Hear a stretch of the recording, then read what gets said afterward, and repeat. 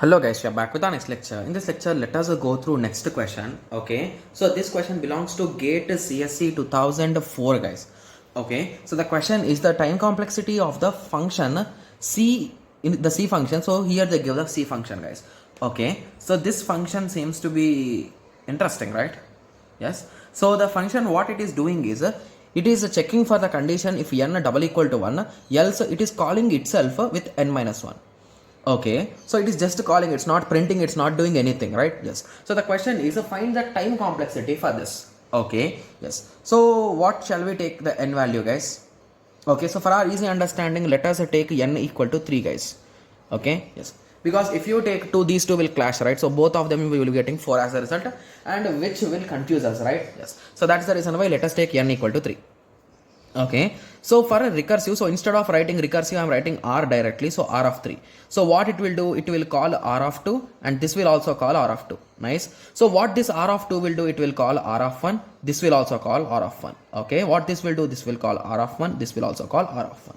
Okay, so what we will get result here 1, it is a plus, here also you will get 1, here also you will get 1, here also you will get 1. So these two you will be plussing, these two you will be plussing. So at the end the result what you will get is 1 plus 1 is a 2, 1 plus 1 is a 2, so 2 plus 2 is a 4. So at the end you get the result as 4. Okay, but here our main concern is what is the time complexity, right? Yes, so basically assume instead of this return there are some statements here. Okay, so now our question is so how many statements are there is the question. So for our example, let us take only one statement because there is no statements, right? Yes, so how many times these function calls are happening, let us count. So 1 2 3 4 5 6 and in total 7, right? Yes, so in total there are 7 function calls. Okay, so if you take 2, there are 3 function calls.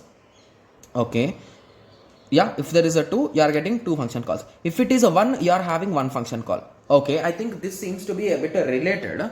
So let us check the options now. So for 3, which is approximately equal to 7 guys among these all.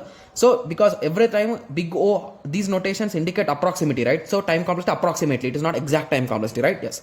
So is it equal to 3? Is 3 equal to 7? No, hence option A is wrong. Is 3 log base to 3 is equals to 7 guys? No, it is approximately 4.75. Is n square, so means 3 square is a 9. Is a 9 approximate to 7? Maybe.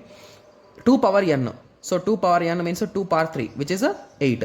So is 8 approximate to 7? Yes, I think 8D should be the correct answer guys, because it is most approximate, right? Yes, so even if you try with other cases also, I am sure that you will end up at that. Okay, so few of you might be saying that how surely are you saying that? How can you say that really surely?